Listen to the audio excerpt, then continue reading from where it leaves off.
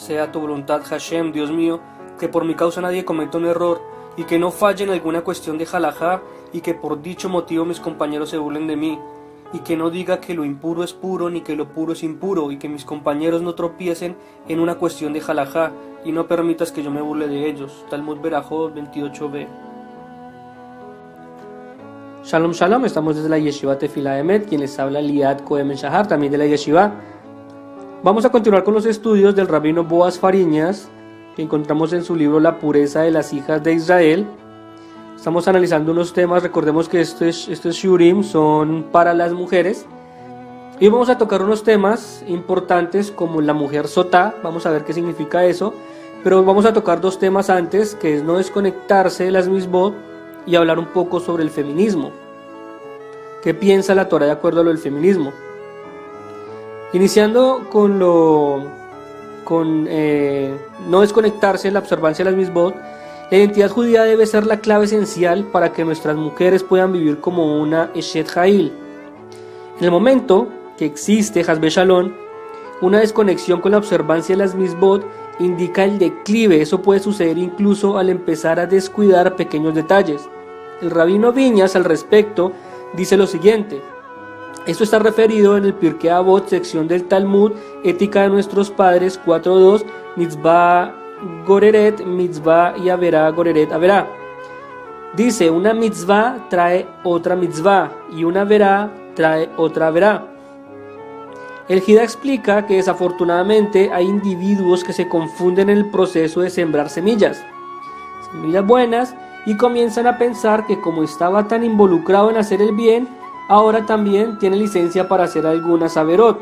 Este pensamiento erróneo, preparado por el lado negativo, hace pensar que la mitzvah cancela la averá, y por esta razón, como se porta tan bien, él puede permitirse a una averá pequeña, que no contraria en la comparación con las misbot que se hace. Esto es como un dicho muy popular que dice que el que reza y peca empata. Eso es mentira. El Yetzer Hará sabe lo clave que son las mujeres en su objetivo de desviar al hombre por el mal camino, y además conoce que la clave de la pureza del hogar está en la mujer. Y dentro del pueblo judí, pues obviamente la mujer judía, cuando ella se comporta como una Eshet Ha'il, para mantener el hogar que funcione según lo establecido en la Torá, es necesario tener una conexión constante con el judaísmo. Por eso para las mujeres es importante no desconectarse de las misbot de la Torá. Pero hablemos un poco ahora a qué se refiere el feminismo, hablando desde el punto de vista judío. Si el feminismo es una revolución o una involución. Fue en 1870 que se provocó una clara aceleración del movimiento feminista en el último tercio del siglo XIX. En Inglaterra surgió el llamado Movimiento de la Liberación Femenina, formado por un grupo de mujeres que tuvo la audacia en aquella época de protestar en contra de la discriminación de la mujer. En cuanto al sufragio, exigían el voto femenino para elegir a los gobernantes. Este movimiento pasó rápidamente a los Estados Unidos y se llamaban sufragistas. Otro ejemplo clave lo constituyó la incorporación de la mujer al trabajo durante la Primera Guerra Mundial para sustituir a los hombres que habían marchado al frente de guerra. La conciencia de su valor social alentó a sus demandas del derecho del sufragio. La mentalidad femenina comenzó a cambiar a inicios de la década de 1920. Las mujeres de entonces comenzaban a transformarse. La ultra femenina y sumisa ama de casa adopta un estilo más masculino. Usa ropa más sencilla para trabajar, algunas se cortaban el pelo, fumaban, usaban pantalones, practicaban deportes varoniles, conducían automóviles y viajaban con independencia. Sin embargo, la que se ha mantenido en un proceso de transformación constante y cuestionamiento es que surge en la década de los 60 en plena revolución hippie. Dicha propuesta emancipadora de la mujer ha logrado algunos aciertos, pero en su mayoría por parte ha logrado muchas desventajas también. Los principales objetivos del movimiento feminista siguen siendo los mismos: el derecho al voto, la mejora de la educación, la capacitación profesional, la apertura de nuevos horizontes laborales, la igualdad de géneros en la familia como medio de evitar la subordinación de la mujer y que ella pueda tener un mayor control sobre su sexualidad, entre otros. El cambio se ha dado algunos objetivos y se han cumplido, pero ¿hasta dónde se debe llegar y cuál es el límite de esta liberación femenina?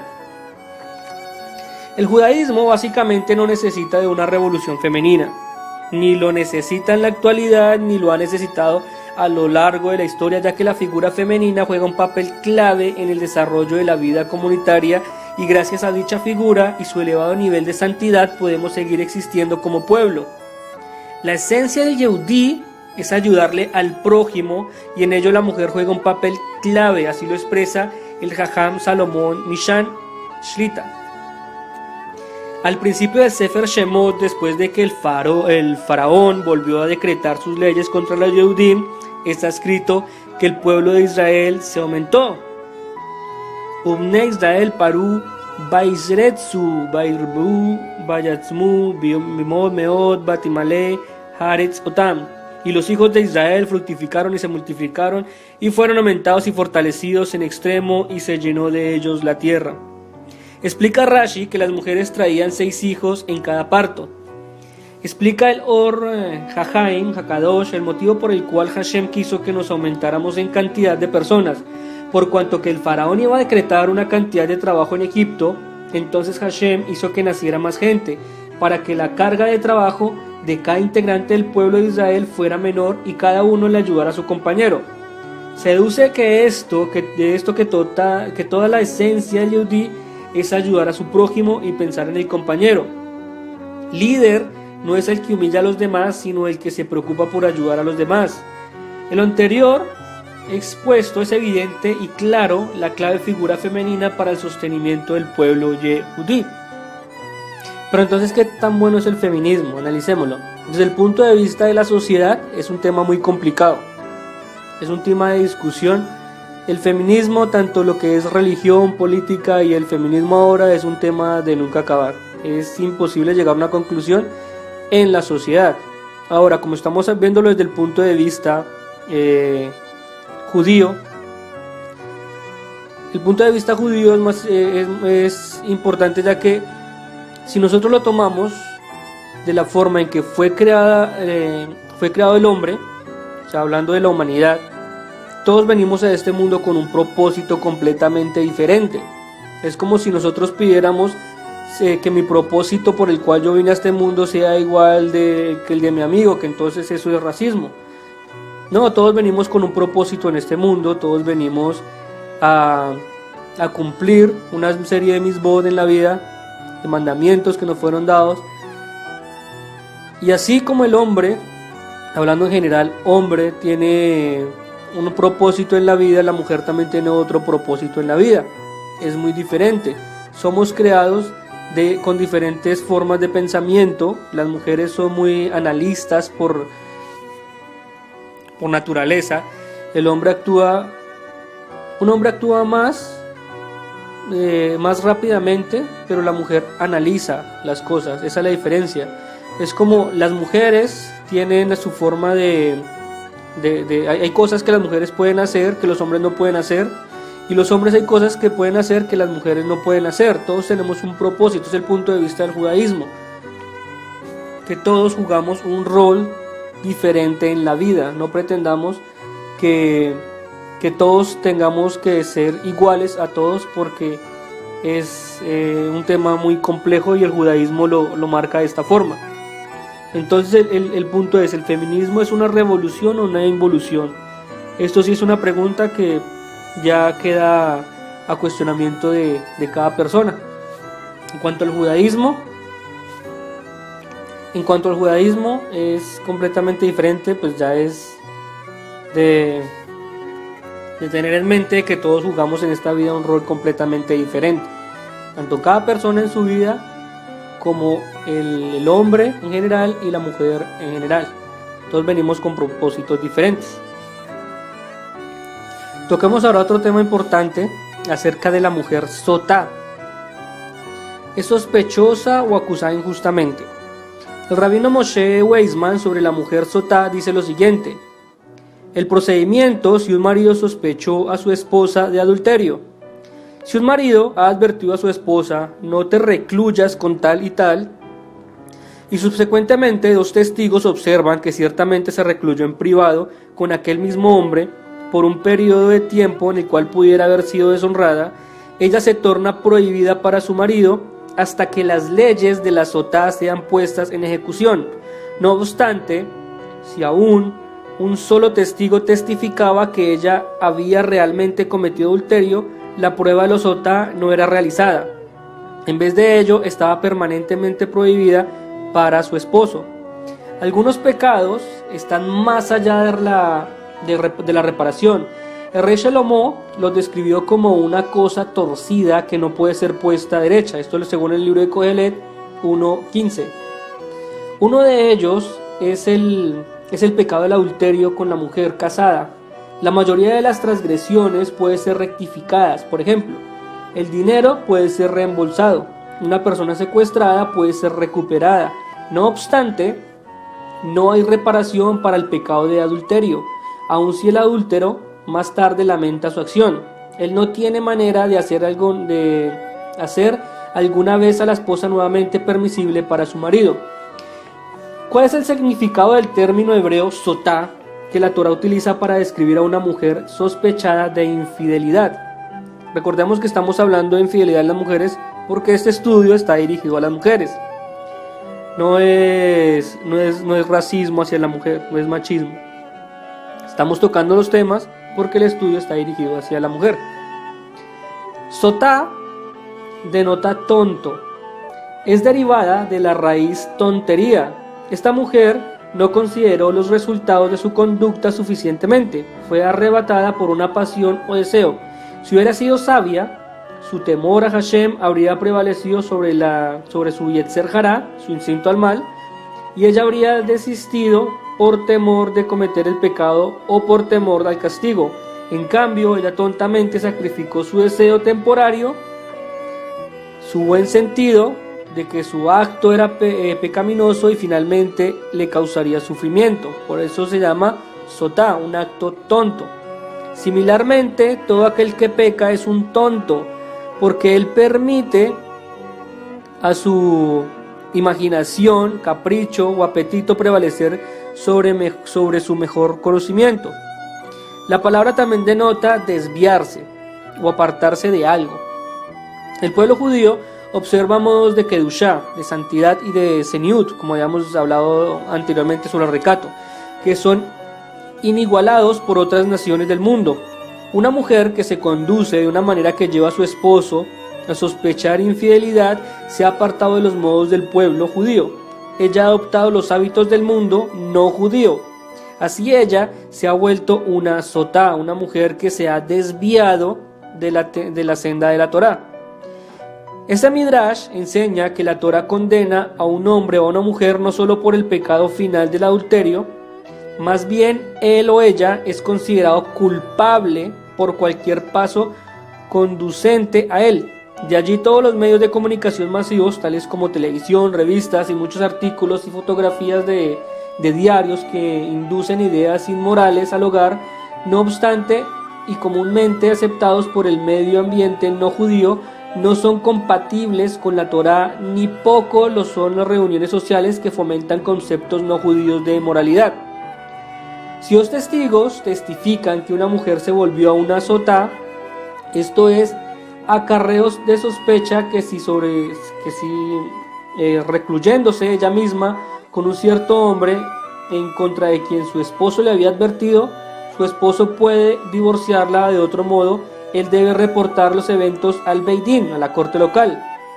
Si el reporte de testigos era verificado por el Beit Din, pero la mujer insistía que era pura y estaba dispuesta a beber del agua de la sotá, los jueces referían el caso al Gran Sanedrín, la Suprema Corte Judía de 71 jueces que se reunían en una cámara especial del Beit HaMikdash.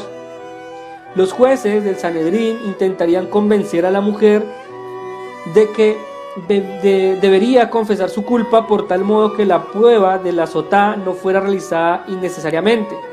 La llevarían a un lado y usarían toda clase de argumentos y persuasiones para hacerle admitir la verdad o causarle rehusar de beber. Nosotros sabemos, le dirían ellos, por ejemplo, que las personas pierden su equilibrio bajo la influencia del vino, malos vecinos o por ligereza. Si esto los ha sucedido, confiésalo. No causes en el gran y santo nombre que se ha borrado en la preparación de las aguas amargas con las cuales la sotá es probada. Hubo más grandes que vos que fueron seducidos por el su Yetzer Hará. Recuerda, un sadik del calibre de Yehudá confesó en público que él era culpable del caso de Tamar. Rubén conoció la culpa de su incidente comprometiendo a Bilha y sus confesiones le ganaron a ellos vida eterna. Aprended de estas grandes personas y admitid vuestra culpa.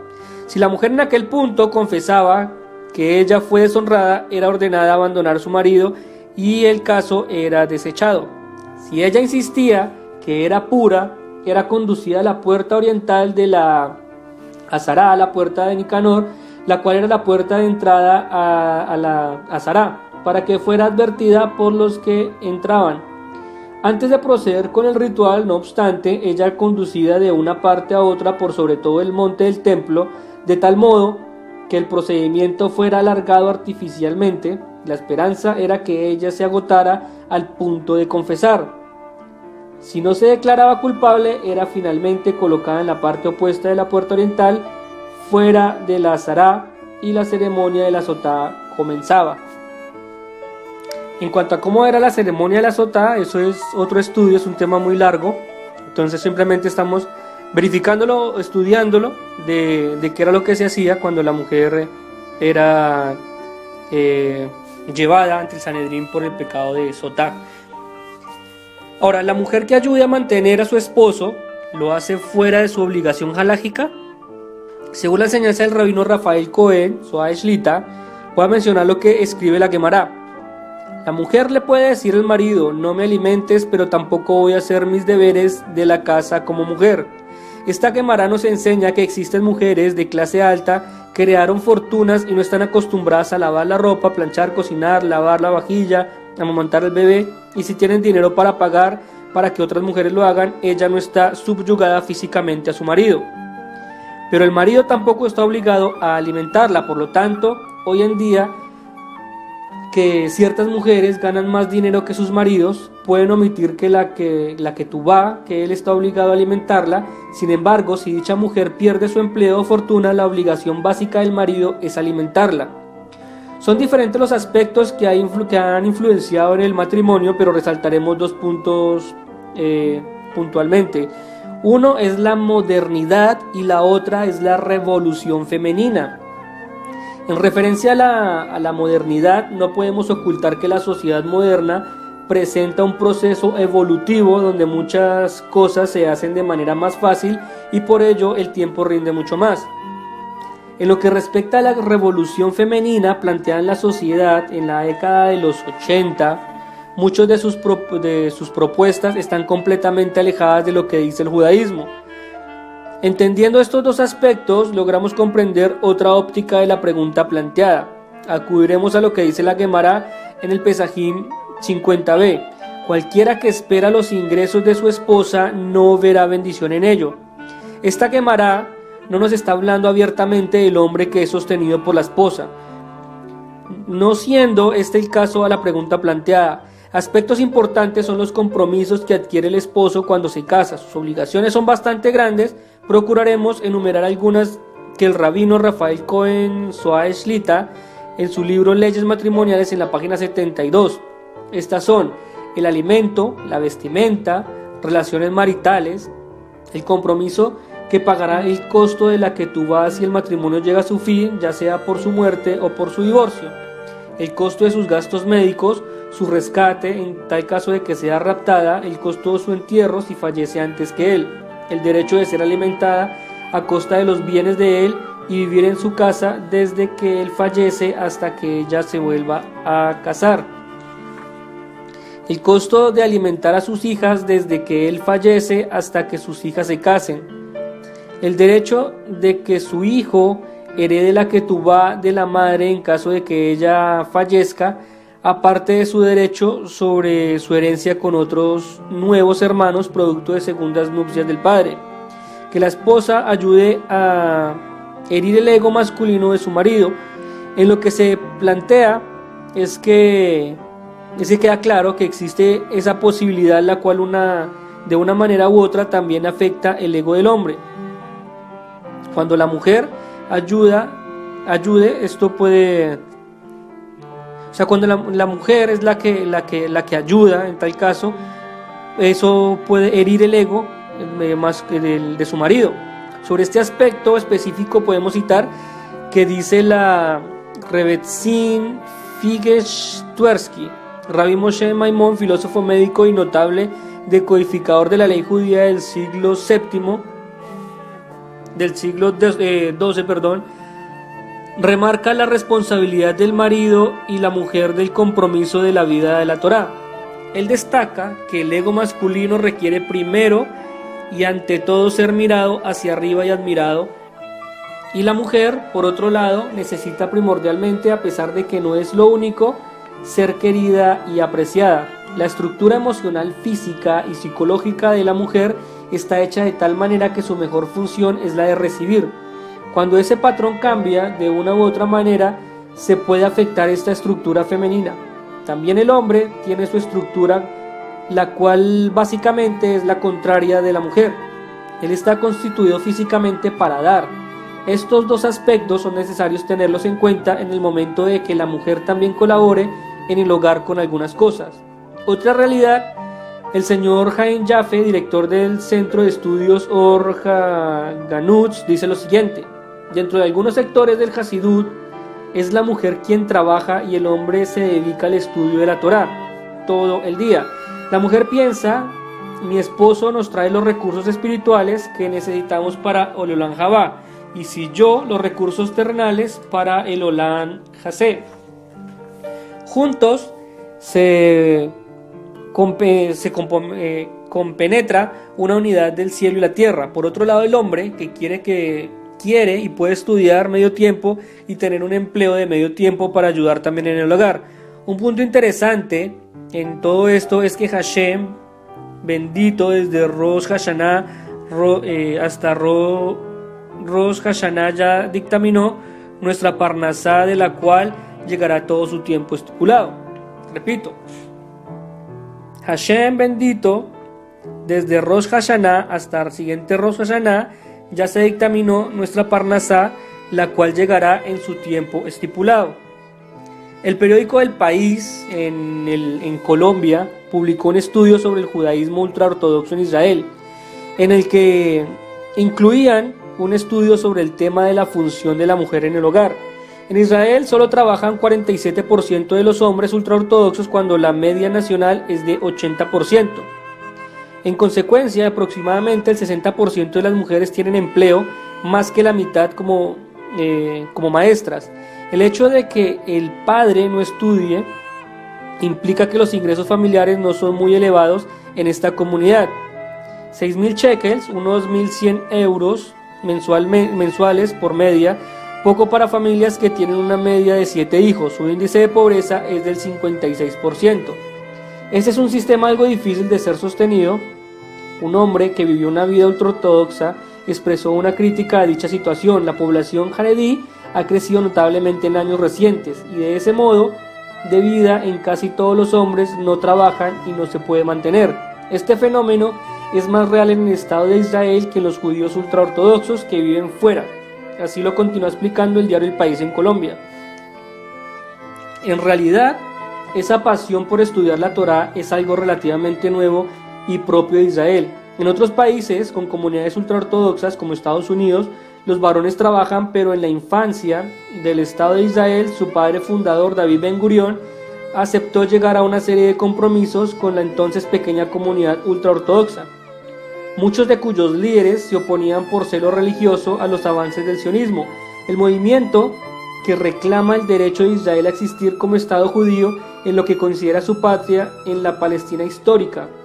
Veían los recién llegados a Tierra Santa muy poco temor a Hashem. En el Talmud, en un compendio de interpretación de las leyes y costumbres judías se dice claramente que los fieles no ascenderán a la tierra de Israel en grupo y usando la fuerza. Ben Gurión aceptó concederles a los ultraortodoxos que estudiaran la Torá cuantiosos subsidios y una extensión de prestar el servicio militar obligatorio que aún perdura. No a todos les ha satisfecho este punto de vista. Tienen subsidios para poder estudiar la Torá, no prestan servicio militar, hablando de los grupos ultraortodoxos. Es de lo que está hablando acá, de que les da el gobierno a estas personas. Como ya es costumbre, entre el pueblo de Israel existen diferentes respuestas y posiciones a la pregunta planteada. Evidentemente, en este caso, dependerá de la óptica con que se mire el asunto. Esto es tomado del libro del Tokfo Shel Boaz. Y esto responde claramente a las preguntas que siempre hacen cuando se refieren a que los judíos son machistas porque no dejan que las mujeres trabajen. Estamos viendo lo contrario, que las mujeres sí trabajan, como normalmente lo hacen las mujeres no judías. Tienen sus empleos común y corriente, muchas de ellas son maestras, aportan y ayudan en el hogar, pero la crítica siempre está por el hecho de ser judíos, cuando dicen que los judíos no dejan que las mujeres trabajen. Igual pasa en el mundo secular. ¿Cuántas mujeres no existen en el mundo secular que no trabajan, y no es necesariamente porque no puedan trabajar, ni quieran trabajar o no tengan la oportunidad de trabajar? Simplemente son hechos. Como existen diferentes clases sociales, en el judaísmo también existe gente con dinero, gente de clase media, gente de clase baja, y muchas mujeres en el mundo secular trabajan, otras no. En el mundo judío unas trabajan, otras no, exactamente igual. Lo que pasa es que como está obsesionado el punto de vista religioso, entonces es marcado el judío como machista porque no permiten que. Así siempre se ha dicho a través de la historia, pero la realidad es completamente diferente.